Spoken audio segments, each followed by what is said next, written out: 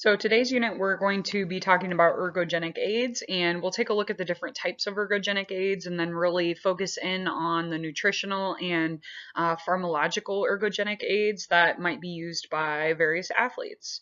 So when we think about the term ergogenic aid, ergo means to work, genic means to make. So an ergogenic aid is going to help us to work, basically. So again, when we think about this term or this definition of ergogenic aid, we're looking at anything that will enhance a person's ability to perform work, or in the case of athletics, to perform that particular act better, right? So we're looking at something that's going to enhance our performance. And when we look at this, there are 5 different types of ergogenic aids, and I'll provide you with an example for each of these. So number 1 would be a nutritional ergogenic aid. Number 2, physiological ergogenic aid. Number 3, psychological ergogenic aid. 4, biomechanical ergogenic aid. And then lastly, pharmacological ergogenic aid. And again, these are in no particular order, but let's go through and take a definition of each of these. So we'll spend a lot of time, as we mentioned, talking about some of the nutritional ergogenic aids, but you could think about this as something like carb loading. So using nutrition as a tool to enhance our performance. Again, that's basically what this entire class has focused on, is the ways in which we can enhance our athletic performance or recovery through the use of appropriate nutritional tactics. Okay. A physiological ergogenic aid is anything that will enhance the functioning of the various body systems. So something such as doing a good warm-up would help us from a physiological standpoint. Again, when we think about what's happening within each of our practices, as we try to upregulate or enhance one of those metabolic systems, that will allow us to enhance our functioning within that system and allow us to improve in that particular aspect of our sport. So again, a lot of the things that we do in practice are physiological ergogenic aids, just simply doing our training, right? Let's see, number 3 is psychological ergogenic aid, and this is any practice or treatment that changes the mental state and thereby enhances the sport performance. So you could think about this as using mental imagery or meditation or, positive self-talk, for example, telling your athletes that, hey, you got this, giving them positive reinforcement. All of those different things are all considered psychological ergogenic aids because it's, something that will allow us to change our mental state and help us to enhance our performance. This can also be something like, an athlete has a pair of lucky socks that they want to wear for every game or something like that. And again, from a psychological standpoint, that maybe makes a difference for them. So again, that's an example of psychological ergogenic aid. Biomechanical ergogenic aid is any device, piece of equipment, or external product that can be used to improve athletic performance during practice or competition. So again, think about some sort of external item. So for example, in swimming, I can use a kickboard. And when I use a kickboard when I'm doing a swim workout, that's going to help me to focus on my kick. And so again, it's an external tool that I might use in order to enhance one aspect of my technique in that particular sport. Again, you can think about different types of shoes and things like that. So, we wear cleats, for example, in certain sports. And again, that's supposed to aid our performance because it's going to help us to grip the ground as we need to manipulate our bodies and move in multi-directional ways on various surfaces that might be muddy or soft or something like that. So again, we can think about, various shoes, for example. Those are examples of biomechanical ergogenic aids. Something like a knee brace would be another example. So again, just, a few different items there.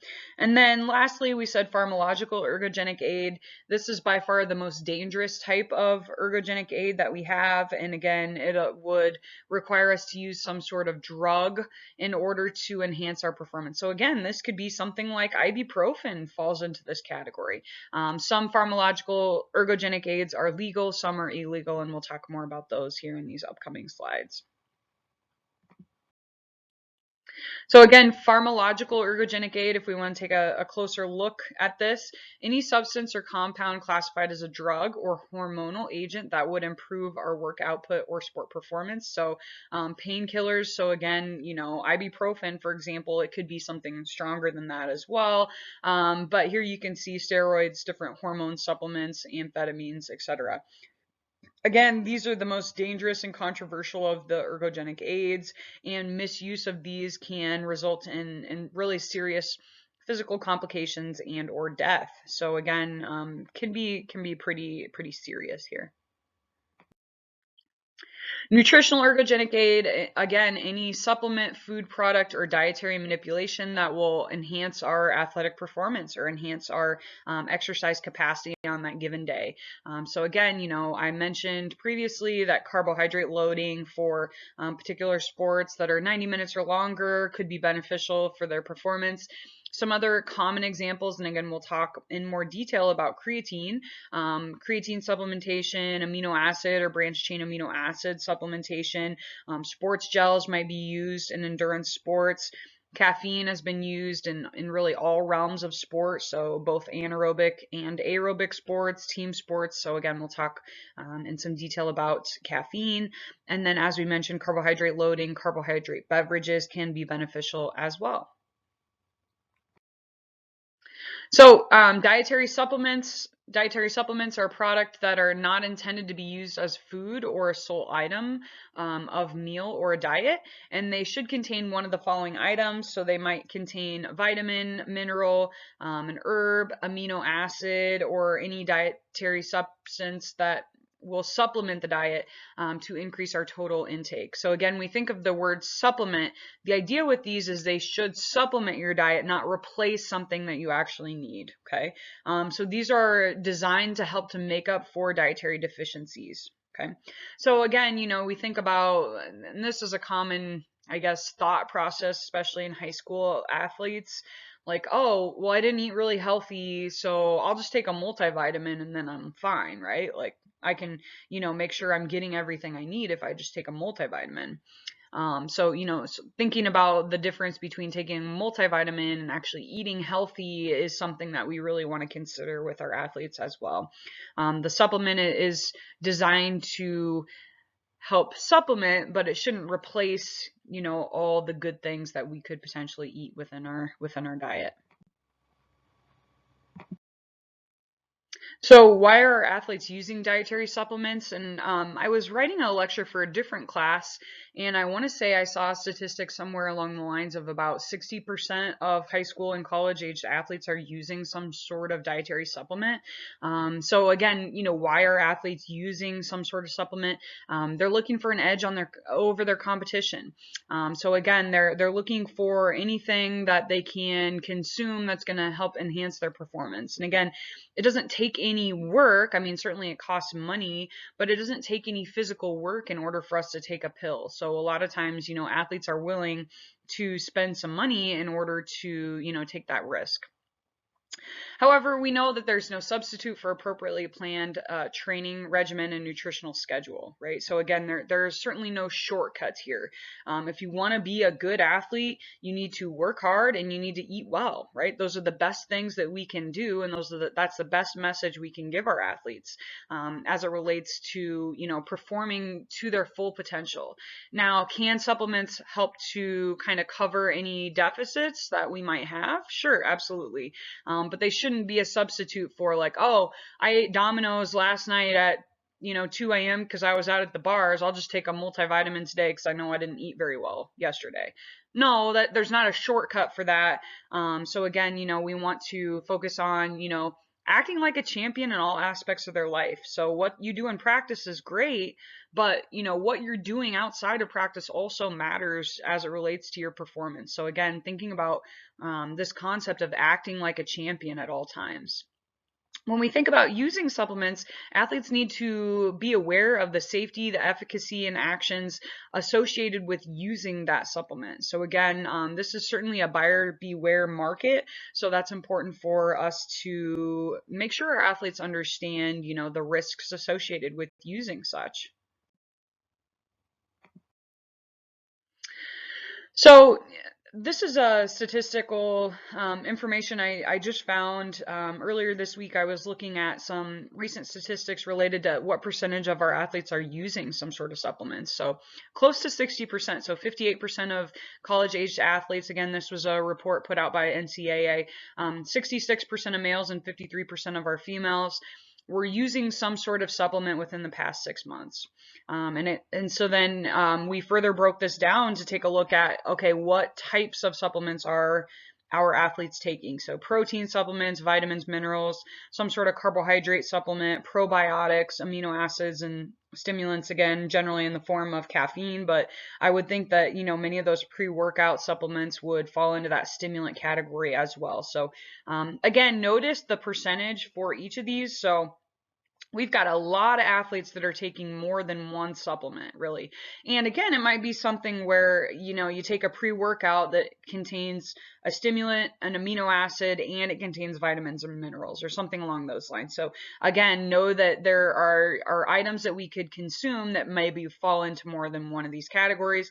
But also the athletes could be taking more than one product as well, which is certainly the case based on these statistics. Another thing that's important for our athletes to be aware of is banned substances. So NCAA banned drug classes, so different stimulants that are banned, Adderall, unless you have a prescription and that is a prescribed medication for you. Caffeine above certain levels, and again, in order for us to test positive for too much caffeine through a drug test, you have to consume something like 15 cups of coffee or something ridiculous like that. So when we say it's a banned substance, they're not testing it in most of our NCAA sports, but B, you would have to consume so much of it that in order for it to be over kind of that threshold level. So again, not really something that our athletes need to worry a whole lot about. Cocaine, ephedrine, those are stimulants that are illegal. Anabolic agents, andro, testosterone, those types of things. Alcohol, and beta blockers, those are banned in the rifle or the biathlon sport. Beta blockers would help us to kind of keep our heart rate low, which is a benefit for that rifling competition because you need to be super relaxed in order to maintain an accurate aim. So that's the reason for that. Diuretics and other masking agents, again, I might use a diuretic or something along those lines in order to kind of take care of or kind of block them from being able to find the other substances. Street drugs, heroin, marijuana, THC, different peptide hormones, so HGH, EPO. So again, those are going to be hormone derivatives that are going to help us to produce a particular hormone, and so therefore enhance our performance in that way. Anti-estrogens, so again, that would block the release of estrogen or the production of estrogen, which would be a benefit because estrogen can help us to store fat. So if I don't have estrogen, that's going to help me to be more lean. And then beta 2 agonists as well. So again, kind of looking at some of the gender differences that we see. So male athletes are going to tend to choose protein, weight gain products, creatine, things like that are going to help us to gain muscle mass, help us to burn fats. Female athletes are more likely to choose vitamin mineral supplements, probiotics, things like that, energy enhancers. So maybe they're going to use caffeine more commonly than our males. Again, in most cases, our athletes are taking these in hopes of enhancing performance, even if the safety or efficacy of that product has not been proven. So our athletes are willing to throw their money into, these supplements without really knowing for sure if it's going to work. They're willing to kind of take that risk. So how do we regulate these supplements? Unfortunately, there's not a lot of regulation. So the FDA doesn't have enough, I don't want to say power, but they haven't put enough money into this in order to, in my opinion, appropriately regulate supplements. So supplements can be marketed without proof of safety, efficacy, or quality. Products that contain new ingredients must notify the FDA, but they don't even have to get approval before they go onto the shelves, which is crazy. So we have to tell you if we put something in the product, and then we can put it out like the next day. It doesn't have to be approved before it's already on the shelves and ready to be sold. The manufacturer is responsible for safety, but is not required to prove that it's safe or has efficacy as well. Okay. So a facts label is required on all ingredients must be listed. However, the supplement cannot claim to cure a disease or treat a disease. And like we said, the FDA just does not have the resources in order to monitor these labeling claims very closely. So it's certainly a buyer beware market.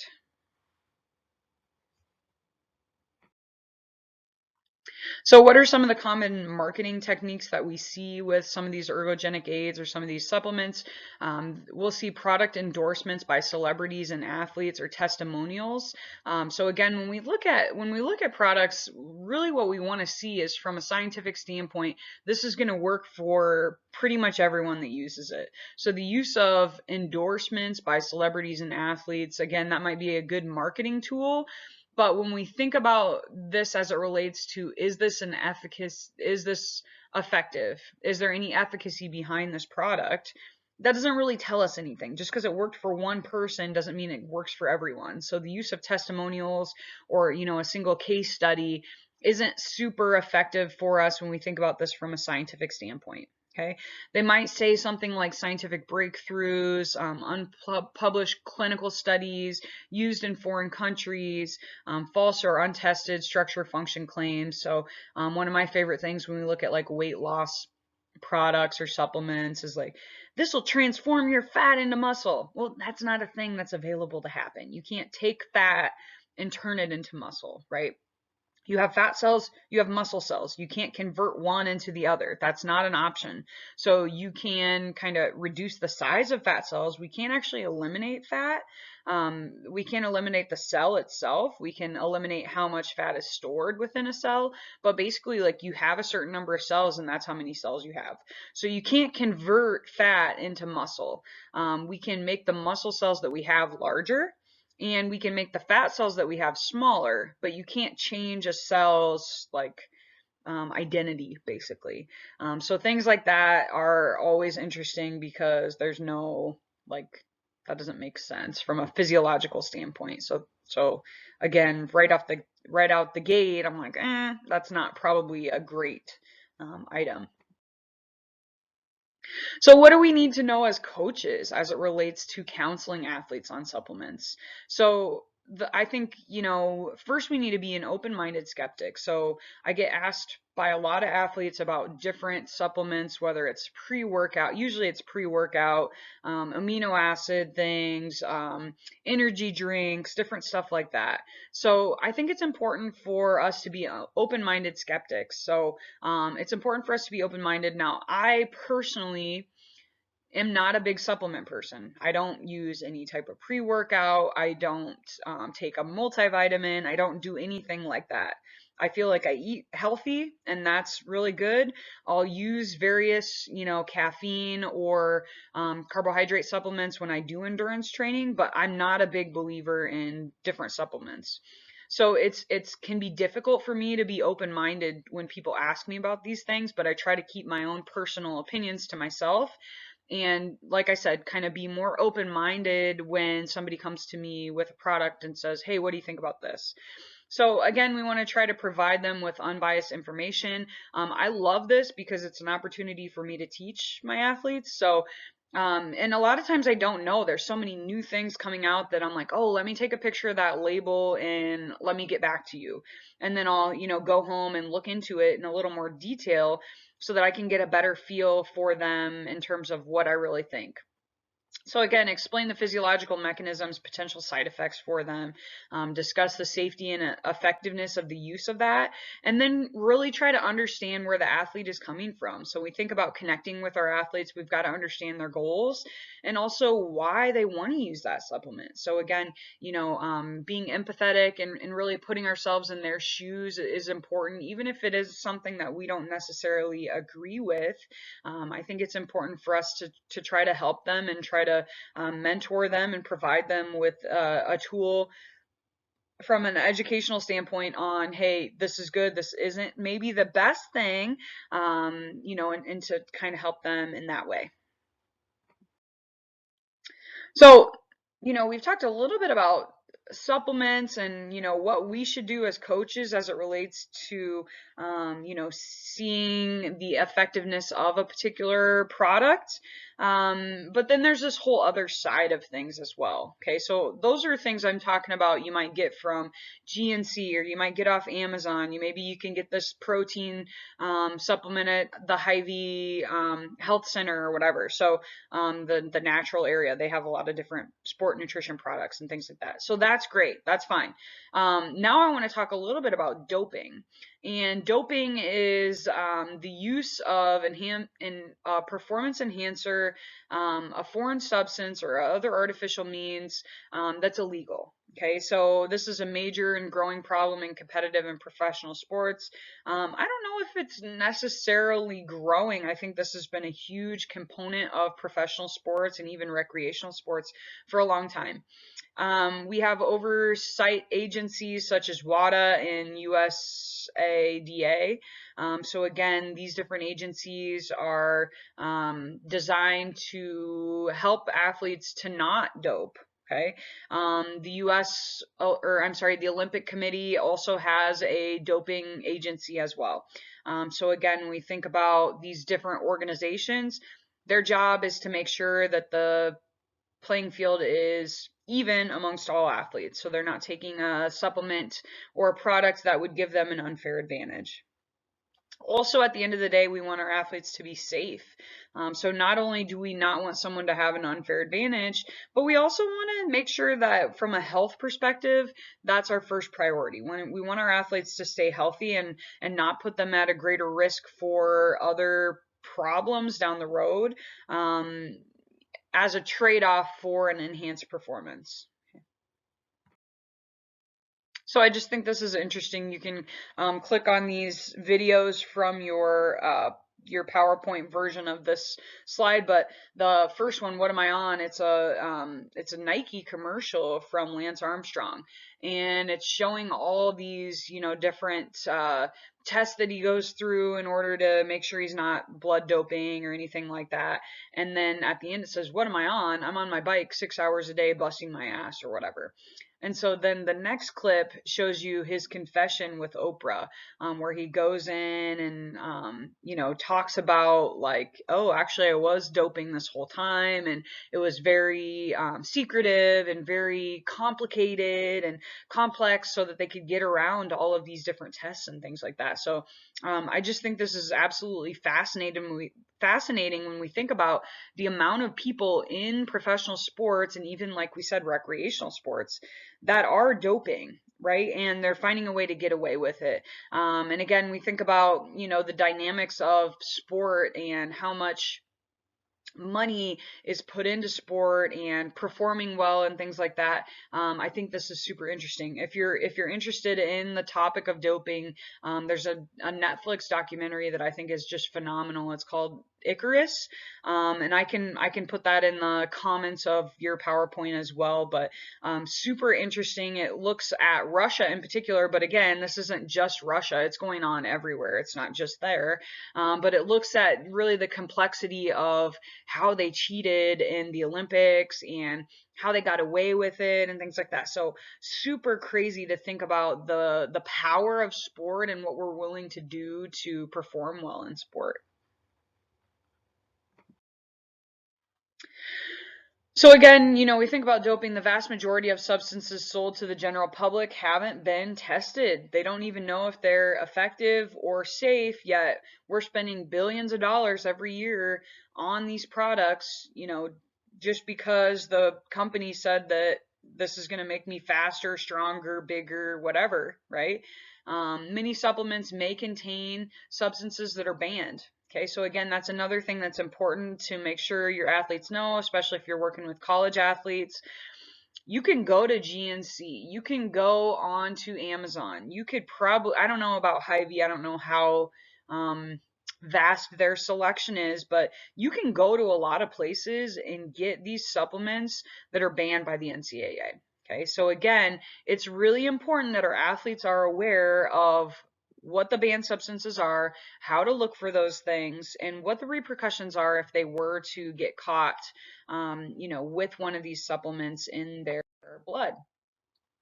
There's also this thing called an inadvertent doping, and this is a situation where the athlete take some sort of supplement that they don't know will result in a positive test for a banned substance. Okay.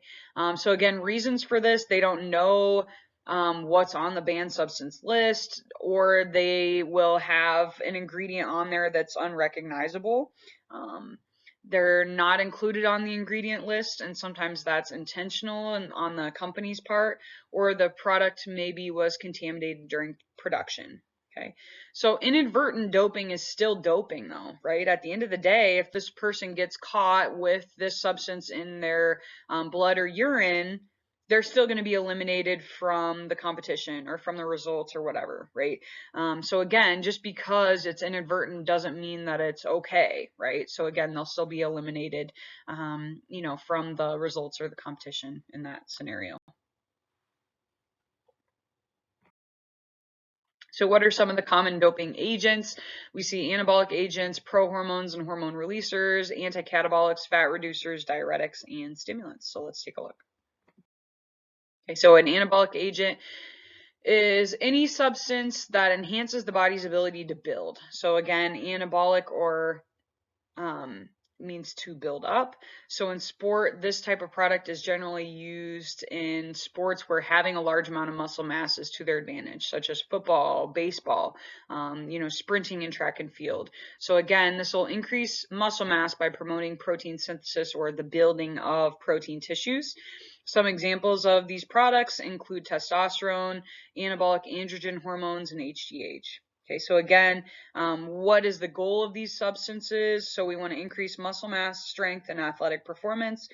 Depends on the initial training status of the individual. So again, how effective this is for an individual is related to how well trained they were, how close were they to their ceiling to start with. Adverse effects include aggression, irritability. So again, those are common side effects of using this product. So this just kind of takes you through some of the adverse effects associated with using anabolic products. So from a cardiovascular standpoint, we see issues with cholesterol levels, so lipid profile can change. We see an elevated blood pressure, which can be problematic because it places more strain on your heart, and a decrease in myocardial function, so the function of your heart muscle itself can decrease. From an endocrine perspective, this can have a negative impact on fertility, also testicular atrophy, or like a decrease in the size of the testicles, a decreased sperm count. So again, those can be problematic for our male participants. When we think about other issues from a female perspective, we actually see an increase in the past probably 10 years. We've seen an increase in the number of females using these types of supplements, but we can see issues from the reproductive system as well. So menstrual cycle irregularities, and then more masculine secondary sex characteristics. Changes in libido, so again, a decreased sex drive can become an issue. Skin-wise, we see more acne, male pattern baldness. From a hepatic standpoint, we can see some issues with the liver, musculoskeletal. So again, if I was using this before I reached kind of my full maturity, I'll see some issues with my epiphyseal plates closing. So again, this could stunt your growth. Also puts us at an increased risk for tendon tears. So again, as I increase the size or the strength of the muscle, the tendons aren't necessarily affected to the same extent. So that puts me at a greater risk for like an Achilles tendon rupture or some other, tendonitis and those types of things within the tendons. Let's see what else. From a psychological perspective, aggression, mood swings, depression. So those are all common kind of side effects associated with using anabolic steroids. So a prohormone is a molecule or substance that can be readily converted into a biologically active hormone. And the reason someone would use a prohormone as opposed to just taking the actual hormone, such as testosterone, is a lot of times these can be masked a little bit more when we do different types of drug testing. Okay. So again, if I give you the prohormone, then I'm going to produce that hormone myself endogenously. So it might not show up in a drug test. So andro is one example, and this will act as a precursor for testosterone. So if I take andro, it will enhance my body's capacity of producing testosterone. And again, that might be able to be unnoticed in a drug test. DHEA is also a testosterone precursor, but it doesn't have as much efficacy. So again, it doesn't work quite as well as taking andro or taking the testosterone supplement itself. Okay. Hormone releasers. Oh, excuse me. Hormone releasers are substances that stimulate an increased quantity of a hormone within the body. Okay, so ornithine and arginine are going to increase growth hormone production, and then we also have some other products that will help to increase growth hormone production. Why do I want more growth hormone? Again, it's going to stimulate the production of new proteins within a muscle, so it will enhance protein synthesis within a particular muscle. So again, those are all benefits. Why use a hormone releaser as opposed to the actual hormone itself? Again, when we think about drug testing, a hormone releaser will have a greater likelihood of going undetected. The efficacy of the prohormones, again, although growth hormone can be used as replacement therapy for people that have a deficiency in IGF-1, so this can be effective for those people. Doses of this with athletes will put them at risk for this other condition, which is acromegaly. And with this particular condition, a lot of times it will just cause us to increase growth in areas of high metabolic rate. So for example, like this person's nose will get larger, their lips might become swollen a little bit, their fingers might become swollen. So again, those are side effects as opposed to seeing actual growth within a muscle. So fat reducers, what's their deal? So they want to help us to decrease appetite. It can increase fat breakdown for energy. So again, it can help us with fat mobilization and fat utilization as a fuel source. It can block the absorption of ingested fats as well. This is a common substance that could be used by endurance athletes or somebody in aesthetic sports such as diving or gymnastics, those types of sports where looking a certain way is to their advantage. Ice skating might be another example. Examples of fat reducers, caffeine. Caffeine can play a role because it is going to enhance fat mobilization and fat utilization as a fuel. L-carnitine, its job is to assist in transfer of fats into the mitochondria and increase fat oxidation. So L-carnitine is basically like this little transporter thing that's going to help us to move fat from the bloodstream into the mitochondria so that we can use it as a fuel. Ephedrine is going to also help us to increase lipolysis or the breakdown of fats and also increase our resting metabolic rate. Okay. Ephedrine has been banned due to its increased risk of stroke/death. Ephedrine was a product that was on the market for maybe 8 to 9 months, I would say, where the FDA, the supplement company said like, hey, we're putting this in these weight loss supplements or whatever. And they notified the FDA but didn't check for its efficacy or safety or anything else like that. And so then eventually, after it being on the shelves for like 8 or 9 months, a lot of people had died from it because they had stroke and overheating and other types of issues with using this. And so the product then became banned just after the fact, which is just insane to think about that. So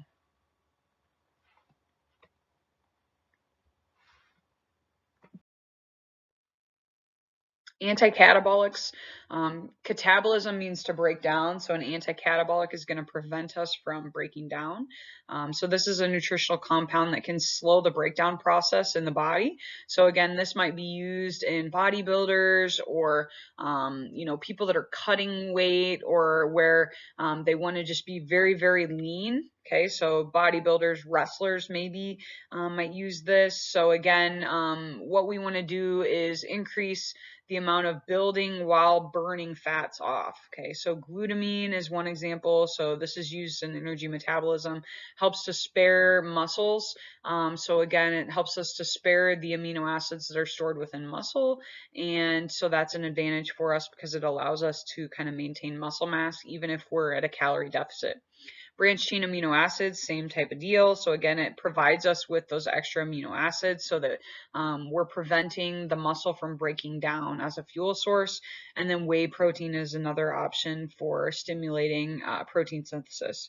So again, as we mentioned, these anti-catabolics are commonly used in bodybuilders. So here I wanted to take a look at two of the doping agents that are used commonly in endurance sports. So I wanted to look at the difference between erythropoietin or EPO and blood doping. Again, I have an image of cycling down here because these are really commonly used in the professional cycling world. So EPO, what its job is, it's a prohormone or a hormone supplement. So again, I would take this in like the pill form, and basically it's going to stimulate the production of erythropoietin within myself. So again, it's going to stimulate the production of that hormone. And that hormone's job is to produce more red blood cells. So by consuming EPO, again, it's going to stimulate the production of red blood cells. If I have more red blood cells, that means I can carry more oxygen. If I have more oxygen, that means I can do more aerobic work. And so as a result, taking EPO can increase our aerobic capacity by 6 to 8%. It can also increase our time to exhaustion by 17%. So again, very effective when we think about supplements used in the endurance world. However, it does increase our risk of cardiovascular damage. So it can put us at greater risk for cardiovascular issues later in life. Now, the difference between that and blood doping, and again, sometimes these athletes will use both kind of simultaneously. Blood doping is when we'll take out our own blood and you put it in like a bag, for example, and then you're going to put that in the fridge or in the freezer or whatever. I don't know where they put it, somewhere like that. And so I'm going to do that at least 3 weeks before my competition. And then like the day before or the night before or within probably like a 48-hour window before the competition, I'm going to take my own blood, which is in the freezer, fridge, whatever, and I'm going to inject it back into my own body. Okay, so it's going to increase the total blood volume that I have. So by default, it will also increase the amount of red blood cells that I have.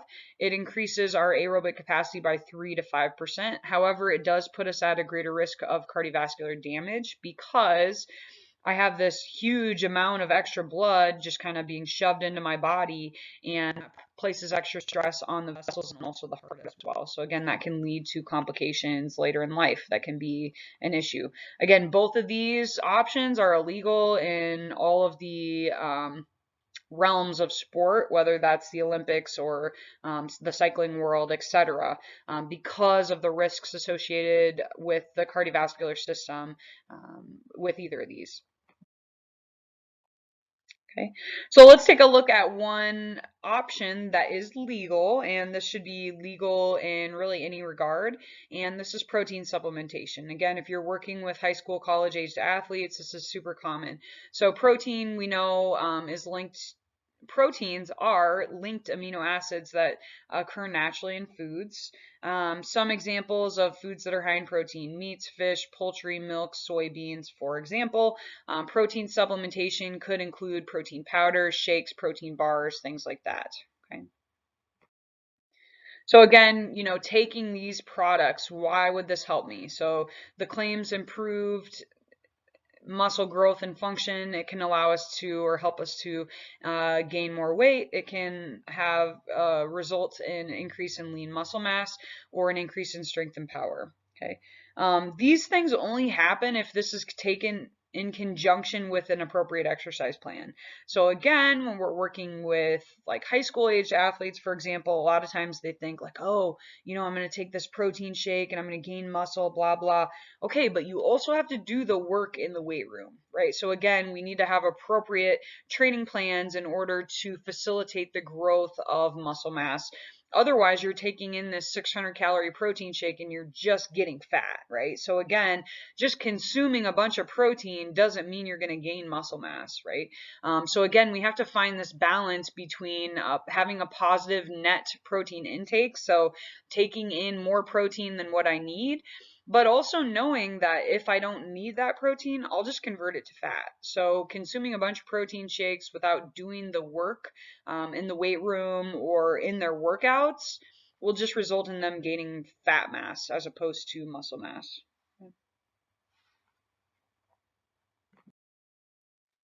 What are the potential side effects of consuming protein? So if I consume a high protein diet, this can displace carbohydrates. That could have a negative impact on performance. Again, when we think about, people that want to gain muscle mass, for example, they're usually those high intensity anaerobic types of athletes. And again, remember that in order for us to access those metabolic pathways, we have to have carbohydrates as our fuel option. So it's really important that we're consuming enough carbohydrates in conjunction with the appropriate amount of protein in order for us to build muscle mass, gain weight, whatever it is. Okay. Other potential side effects, this could contribute to dehydration. Again, as I consume a lot of proteins, as I break those proteins down, I produce a component known as urea. And when I go to eliminate urea, I also pull water with it. So that can result in dehydration as I metabolize a lot of protein. Due to the stress on the kidneys, individuals with kidney disease should avoid high protein diet. Again, we think about kidneys' role. It helps us to filter the blood. So if I have a bunch of protein in the blood, that can be problematic for individuals with kidney disease. So from a research perspective, again, the protein requirement in athletes is higher than non-athletes. We do know that. So the use of protein supplementation is good if I'm, have a deficiency in my normal diet. However, most research studies do not support supplementation as having a positive effect on muscle size and function if you weren't deficient in the first place. Okay, so research may be affected by the fact that most athletes are consuming appropriate amounts of protein in their normal diet. So using or consuming more protein than those recommended amounts, again, as we mentioned, overconsumption, if I'm not burning those calories, will just be converted to fat mass. Okay, so again, not super effective unless you have somebody that's really struggling to meet their calorie needs in the first place. Okay. Legal status, again, this is a legal substance. It's not banned by any sports governing body, so it's certainly safe to use for our athletes. But again, we want to educate them on when it would be appropriate for them to use protein supplementation.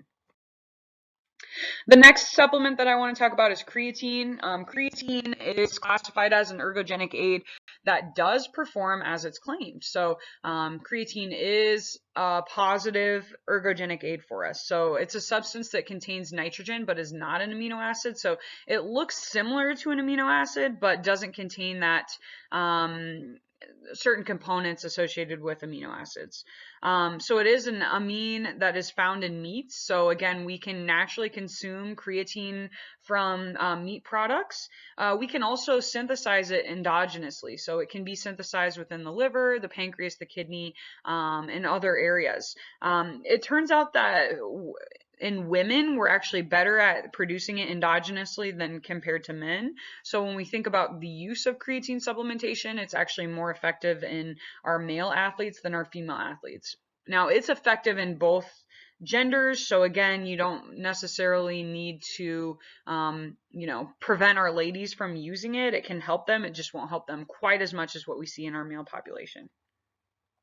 So research findings, creatine appears to be beneficial in short duration, high intensity exercise. So again, anywhere from like 4 seconds to 6 minutes, we've seen it to improve performance. So again, think about the different athletic events that might last anywhere from 4 seconds to 6 minutes in duration. And again, kind of falling within those categories, we've seen creatine supplementation improve their performance. Hasn't found to be a benefit for aerobic exercise. Again, that makes sense. Creatine is going to help us enhance that first of those metabolic pathways, that ATP PCR system. So again, we think about the aerobic system, not a huge benefit for us. So again, not super useful for endurance sports. People with low to normal creatine levels respond better to the supplementation in comparison to those with normal to high levels. Again, that makes sense. If I'm able to produce more of this endogenously, I don't necessarily have to rely on a supplement or anything else like that in order to get that same benefit.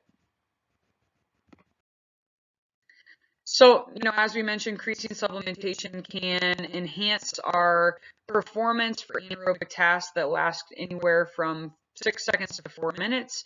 This is just one example of a protocol that you can use. There's lots of different ways to do this, but generally speaking, we want to promote kind of a cycling of this. And the reason that we want to promote kind of a cycling is if I kind of take this constantly every day, for every year, every month, whatever, my body will become used to that. And so therefore the endogenous production can actually decrease, so that we kind of create this kind of stable level. So it's important that we kind of do these cyclings of creatine supplementation in order to prevent that kind of decrease in endogenous production of creatine. So here's one example of a protocol. So again, we can do a loading phase, 5 grams, um, 5 gram dosages on 4 occasions, which ends up being 20 to 25 grams per day. We can do this for 6 consecutive days, and then you can switch over to a maintenance phase, which is 3 to 5 grams per day. And again, we believe that this will lead to a 10 to 40% increase in total muscle creatine. Again, more effective in men, and certainly could be more effective in like our vegetarian athletes who maybe aren't consuming a large amount of creatine in their day-to-day diet in the first place. So again, some individuals will take a moderate dosage for a longer period of time. Again, we want to kind of promote this cycling of the use of this supplement so that you're not just becoming stagnant and decreasing your endogenous production. As we mentioned, it's a little less effective for females because we have a natural higher total creatine concentration than men, because we're producing a little bit more of it endogenously. And again, I'm not sure what the reason for that is, if it has to do with reproduction or something along those lines. I'm not really sure what the reason is for that gender difference that we see. Okay. So at the end of the day, we can see a 10 to 15% improvement in performance. So again, if we were thinking about cycling this through, maybe we want to cycle it through a month before kind of our championship season and see how we feel.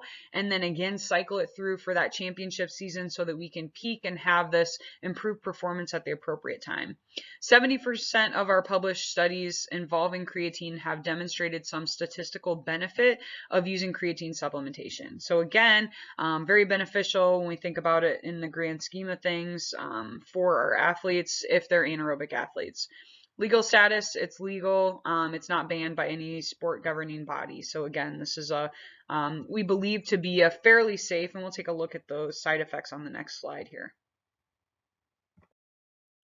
So some of our side effects: causes rapid weight gain, can increase water retention. So again, as we consume this molecule that kind of looks like a protein, it will pull water as well. So I know that when you're taking creatine supplementation, it's really important that you're consuming like a shitload of water as well. So we really need to make sure we're hydrating while consuming the creatine in order to prevent cramping and dehydration issues. Okay. Another side effect, as we've already mentioned, suppression of endogenous synthesis of creatine. Again, as already mentioned, important for athletes to stay hydrated because of the water retention piece. It can cause us to kind of have this rapid weight gain right away. And again, most of that is due to this water retention piece. However, as we have more creatine stored within each of those individual muscle cells, that enhances the capacity of that ATP PCR system. May cause some GI distress as well, cramping in individuals. Again, that might have to do with that hydration piece. Maybe we do kind of a moderate or really gradual increase in the use of the supplement in order to kind of balance those fluid issues as well. As mentioned, dehydration and muscle cramping might become issues as well. Let's see. An increase in weight. So again, we said rapid weight gain, 1 to 3 kilograms per week. Again, generally this is due primarily to water retention. So 1 to 3 kilograms per week. That's like up to 7 pounds in 1 week. So that's a pretty rapid weight gain. So again, we've got to think about this individual and carrying around that extra weight. What's more efficient for them to be small and not quite as powerful, or what's the trade-off, right? So again, if I gain this weight and I have to carry that weight, is it going to be quality weight so that I can, still be as powerful as I was at a lighter weight? So those are things to think about when you think about the dynamics of that particular sport. There's a possibility of kidney effects or kidney overload. Again, this is very unlikely unless this person has some sort of kidney disease or kidney issues to start with. They should probably be okay with the creatine usage if they don't have any type of kidney issues. Let's take a look at stimulants. So again, I think this is the last of our supplements that we want to kind of cover.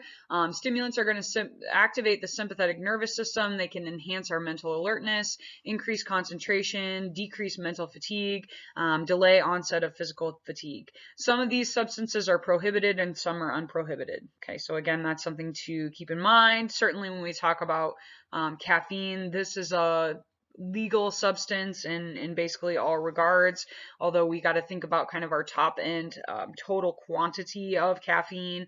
So again, that's the stimulant I want to focus on in the greatest amount of detail. So again, caffeine supplementation doesn't have any nutritional value and it's very widely consumed, particularly in college-aged athletes. Caffeine can be rapidly absorbed and peak values can appear in our blood within 1 hour. So our half-life is 2 to 10 hours. So again, basically what I'm saying is if you consume caffeine, half of it will wear out within 2 to 10 hours. So even after 10 hours, some individuals still have caffeine in their system. So again, that tells us that, 20 hours later, that's when all the caffeine's out of the system. So again, for people that, constantly drink coffee every day, we're kind of constantly caffeinated for a lot of people. I know I certainly am. I have twin 8-month-olds, so I rely heavily on caffeine because we're not sleeping super great at night every night. So again, you think about, caffeine usage and how it really just stays in your system for a prolonged period of time. We're kind of constantly caffeinated, a lot of people.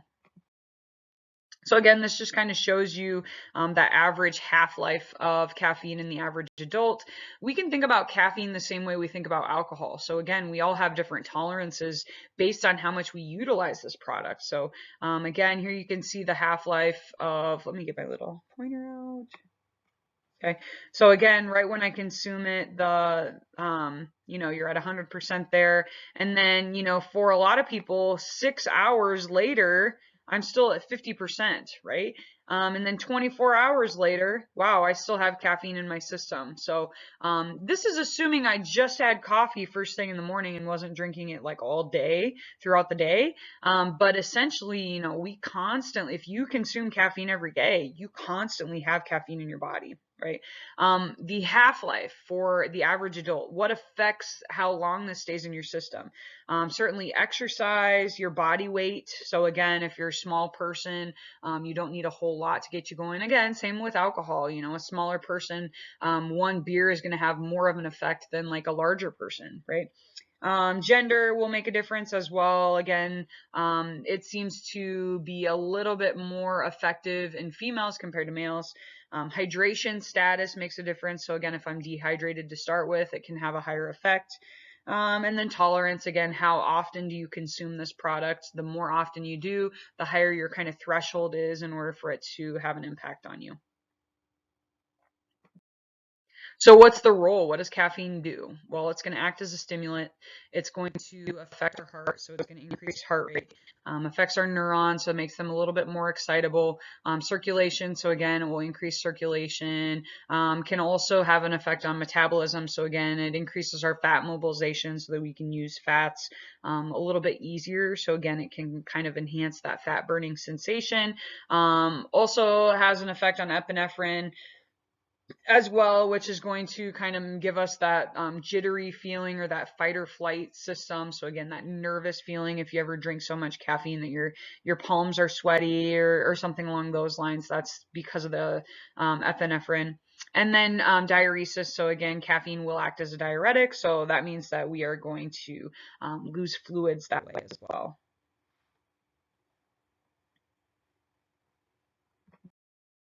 So what happens from a physiological standpoint? So this top little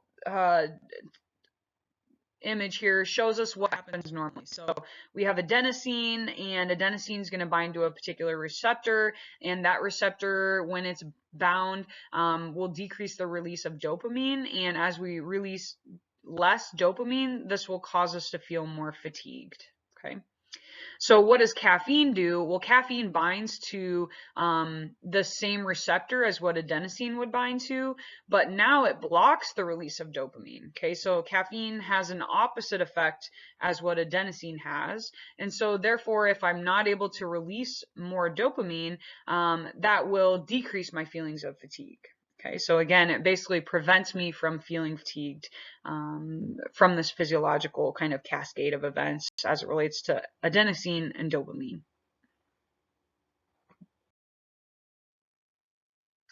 So what is caffeine's effect on performance? So I've got a couple examples here. So caffeine can enhance our endurance performance anywhere from 20 to 50%. That's just insane, right? That's a huge difference. I would love to have just a 2% increase in performance, let alone a 20 to 50% increase. That just seems crazy to me. Okay, so here's an example, a classic study done by Costel, who is kind of one of the founders of some of these sport nutrition products. He was big into caffeine, big into hydration, things like that. So he took 330 milligrams of caffeine 1 hour prior to a cycling test, and then they had to bike at a certain pace to exhaustion. And during the control trial, they were able to, on average, make it 75 minutes. And then with the use of caffeine, they were able to improve their time to exhaustion up to 96 minutes. So again, wow, that's a huge difference. We think about the amount of time that they could exercise during this endurance test. Okay. Caffeine. Oh goodness. It was a rough night last night with the twins. The the studies use a wide range of dosages. So how much caffeine do I need my endurance athletes to consume in order to see this huge benefit? Well, this is a huge range, somewhere between 3 to 15 milligrams per kilogram body weight. Okay, that can be anywhere from just on average like 1 cup of coffee to 10 cups of coffee, depending on which side of the spectrum you're on and how big the individual is to start with. So caffeine's effect on recreational or untrained athletes is variable. So again, not super consistent, although it does seem to, in many of our studies, show a decrease in perception of work effort. Regular caffeine users have less benefit. So again, people that consume caffeine a lot have less of this ergolytic effect because their bodies kind of become used to it. Okay.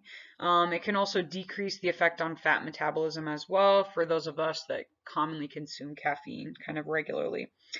This leads to this new concept known as caffeine tapering. And caffeine tapering works the same way a regular taper would in the endurance world. So maybe 2 weeks before my major performance, my championship event, I'm going to kind of stop using caffeine or decrease the amount of caffeine that I use. And then on the day of the race, that morning, that event, whatever it is, that game, I'm going to go back and use caffeine then, right? So again, that would allow that caffeine to have more of an impact because I'm going to be more sensitive to it after kind of taking those 2 weeks off. Okay. When should we consume it? Turns out we should take this about 1 hour prior to the event. People ask, is that 1 hour prior to your warm up or 1 hour prior to your event? Well, ideally it's 1 hour prior to your event, but for some people, we're warming up 45, 50 minutes before. So is it realistic that I consume a cup of coffee or an energy drink or whatever 15 minutes before I warm up? Depends on the person, right? So again, ideally it's an hour before their performance, but if needed to do, even sooner than, if you need more time, maybe it's 2 hours before or an hour and a half or something like that. So again, can kind of vary depending on the person. So it's important that, if you're working with endurance athletes, that we play around with this and see how it feels while we're doing practice, as opposed to waiting to, this championship day to try out something new. Anaerobic performance results are variant. So some researchers have shown that anaerobic performance can benefit from the use of caffeine. Others say that there's no difference. We don't believe that caffeine will negatively impact anaerobic performance. However, it is important that we make sure we don't get to that kind of jittery stage, because when we think about complex skills or skills that require, or activities that require a high amount of skill, something that's cognitively challenging and we have to be on, maybe less caffeine is better because we need to remain calm in those particular situations versus an unskilled event such as running, for example. It doesn't matter if I'm too jittery, I still know how to run. It's not really like a hard skill to be able to do that. So again, that's another thing to consider when we think about what's appropriate for a particular athlete. This is just interesting. I just kind of made a chart here to kind of show us some supplements that are commonly used by endurance athletes, and then I have another one for strength and anaerobic athletes to look at the common supplements that they're using and what their claim to action is. So again, caffeine, we feel like has a moderate effect on performance. Its claimed action. So again, it's going to enhance fat availability, so it'll enhance fat metabolism. It also helps us to spare muscle glycogen so that we can save that for higher intensity situations. CoQ10, so this potential effect is low. It's supposed to enhance the function of the electron transport chain. So again, we think about those aerobic pathways. The electron transport chain is going to occur on the inner mitochondrial membrane. So again, we can see an enhancement of this if we were to consume CoQ10. Again, how well does this work? Not great, because you're taking this CoQ10 as like a pill supplement, and it has to pass through the digestive system and become absorbed and then make it all the way to a cell, to the mitochondria. And it's just not, from a chemical standpoint, the breakdown and the transfer isn't super great. Okay, energy gels and bars. So again, some sort of carbohydrate supplementation. The potential effect is high. Again, this provides energy for prolonged endurance exercise, and this is most effective for exercise greater than 90 minutes. Sodium bicarb. So again, this is another item that you would consume orally, and the efficacy is low because again, of the processing. Okay, so again, if I consume this, like, that's cool. It sounds like it'll make sense because it's a basic molecule, so it's going to help to buffer something acidic like lactate and hydrogen. And so therefore, if I buffer this, I have a greater capacity to do this, or I can delay the onset of fatigue. However, the transfer, when we think about the absorption, digestion processes, it doesn't always make it to the bloodstream in the same form. So that's not super effective. Sports beverages such as Gatorade delays fatigue, enhances endurance performance, provides us with fluid, so helps us from becoming dehydrated, can provide us with both carbohydrates and electrolytes. And then we have sodium or electrolytes tablets. So again, that might be an option for people that are big sweaters doing a prolonged endurance activity, particularly in a hot and humid environment. That can be effective for us in terms of helping us to maintain our electrolyte balance. And then lastly, pyruvate is moderate. So again, this is going to help us with the Krebs cycle or kind of upregulate some of those aerobic or oxidative pathways within the oxidative metabolic system.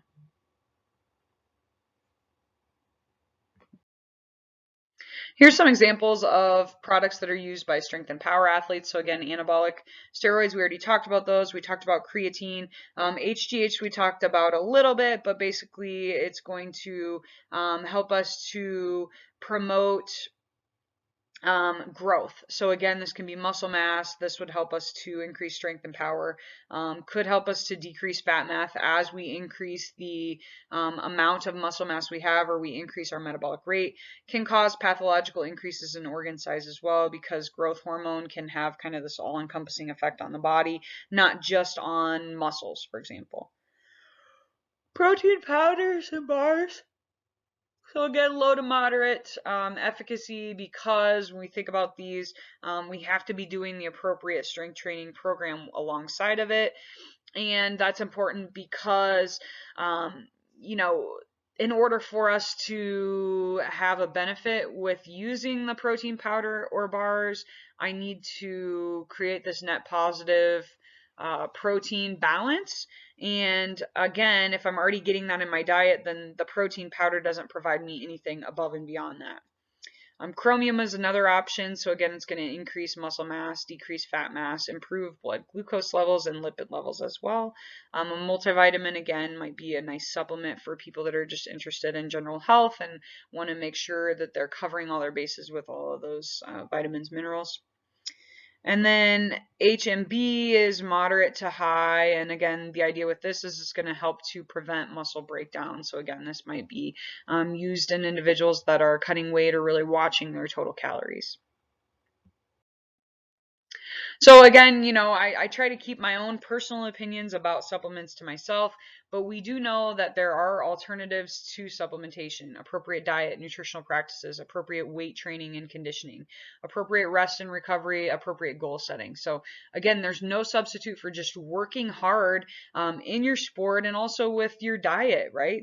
We can always improve in those particular areas, and I think that that is a great thing to try to sell our athletes, that you can do this without the use of some sort of supplement if you work hard in these various regards. So yeah, just my 2 cents there. So anyway, that's it for today. Have a great day, and we'll see you soon.